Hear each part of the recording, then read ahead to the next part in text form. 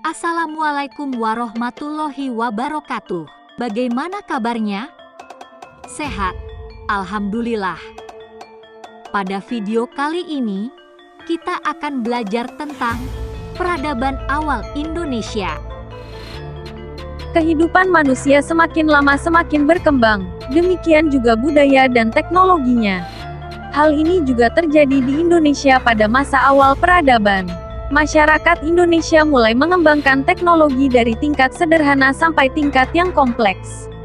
1. Teknologi awal masyarakat Indonesia. Masyarakat awal Indonesia telah mengenal teknologi.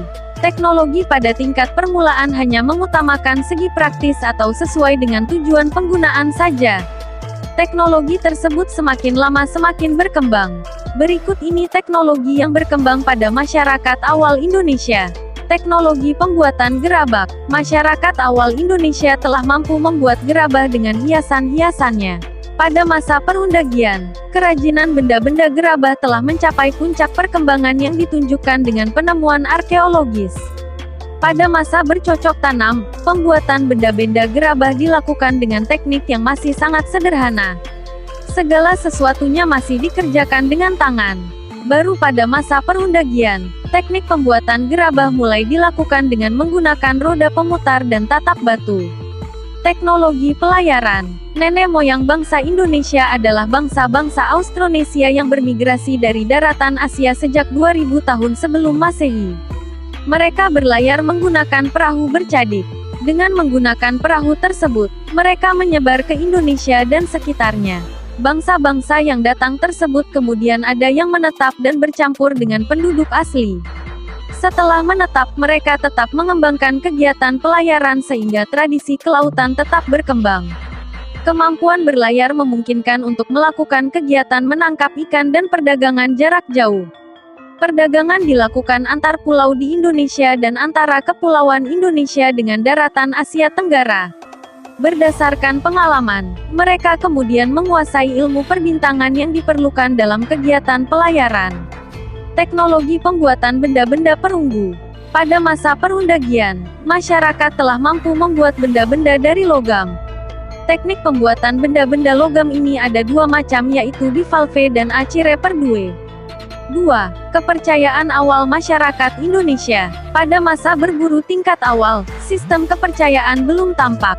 Pada masa berburu tingkat akhir telah ditemukan petunjuk yang menggambarkan kepercayaan masyarakat. Adanya lukisan pada dinding-dinding gua menggambarkan kepercayaan mereka.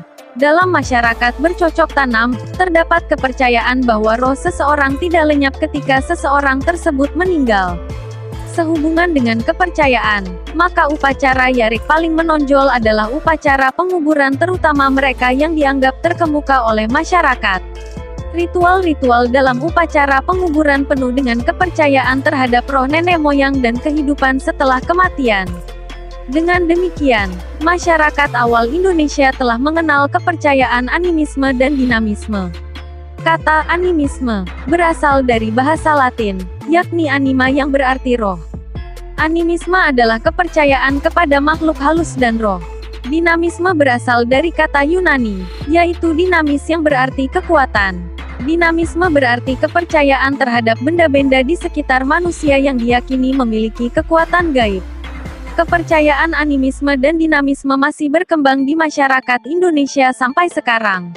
3. Sistem pertanian. Pada mulanya, sistem pertanian yang dikenal masyarakat awal Indonesia adalah perladangan atau huma yang hanya mengandalkan pada humus. Pertanian dilakukan dengan berpindah tempat. Kemudian, masyarakat mulai mengembangkan sistem persawahan yang tidak lagi mengandalkan humus. Mereka melakukan pengolahan tanah, irigasi, dan pemupukan untuk menjaga kesuburan tanah. Selanjutnya pada masa perundagian, persawahan mengalami perkembangan. 4. Sistem pemerintahan. Pada mulanya, masyarakat awal Indonesia hidup berkelompok. Kelompok tersebut dipimpin oleh kepala suku yang dipilih berdasarkan primus inter pares. Primus inter pares adalah pemilihan pemimpin berdasarkan kelebihan yang dimiliki baik secara fisik maupun spiritual. Seorang kepala suku harus memperlihatkan kelebihannya di hadapan masyarakatnya.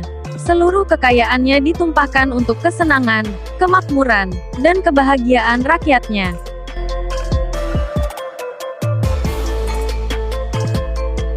Terima kasih telah menonton. Jangan lupa like, komen, dan subscribe